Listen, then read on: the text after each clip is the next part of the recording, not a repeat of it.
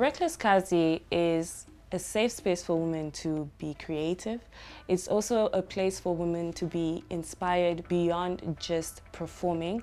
I feel like institutions like this allow for women to have the funding and spaces to practice and improve their skills. So it's not only just a masterclass, it's also a space where women can communicate and learn from each other, as well as building long life friendships, hopefully, for the near future.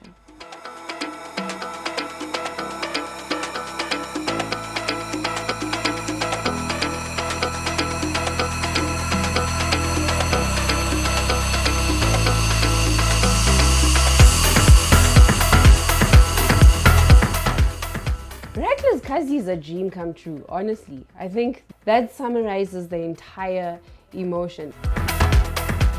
It's not just a workshop to bring up upcoming female DJs, but it's something that just inspires change. In a male-dominated industry, I feel like Rackless Kazi is definitely something that should continue to go on because more and more females need to know what they're capable of doing. It's fine for women to DJ, and the more women there are, the more normal it is, and the more female collaboration there is, and the more different types of DJs who happen to be women there are, the better, because then you don't think, oh, I just have to be like this one woman that I've seen play. I can be like all of these women that exist. The network that I created here is quite vital because before this residency, I had never met other women DJs from other SADC countries. I think it's really important for us to connect in the region and sort of form a movement that can pave the way for the future. I've learned a lot during this experience. I used to be Dolly the DJ who thought DJing was beat matching and transitioning from song to song. But now I've learned that there's so many platforms available for female DJs where we can interact, where we can get music, because I've been exposed to tons of different music that I otherwise had never heard. Participants are very motivated. This project gives them an opportunity to, learn firsthand from some of the people that are already in the industry. Sometimes if you don't have any guidance, especially as a young African woman, aspiring to become a DJ, it can be very overwhelming. Fortunate enough to return this year for the second Rackless Kazi program. Last year I was a participant and this year I'm a mentor, and it's a really great achievement.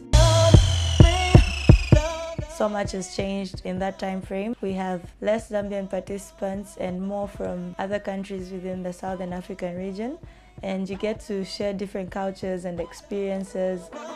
This is a two-way learning system. It's not just about the mentors giving out the information, but we're also getting information from the participants themselves. It's quite exciting because I'm actually learning from the participants, surprisingly. Even though their brands are still very, very young and they still need to grow, for me it's quite inspiring. I've gained a lot of inspiration through a totally different set of eyes.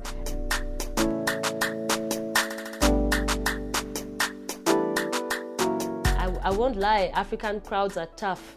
When you play electronic or underground music, Africa is the most difficult crowd to impress, because it's a new phenomenon here. Europe has always had electronic music and a lot of underground clubs.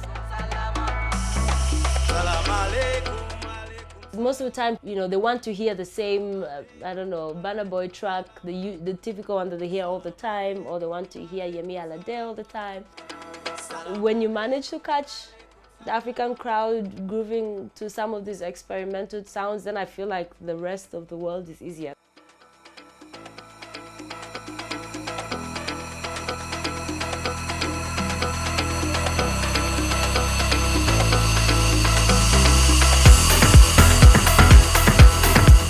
I really like seeing the club scene in Africa emerging and the festival scene.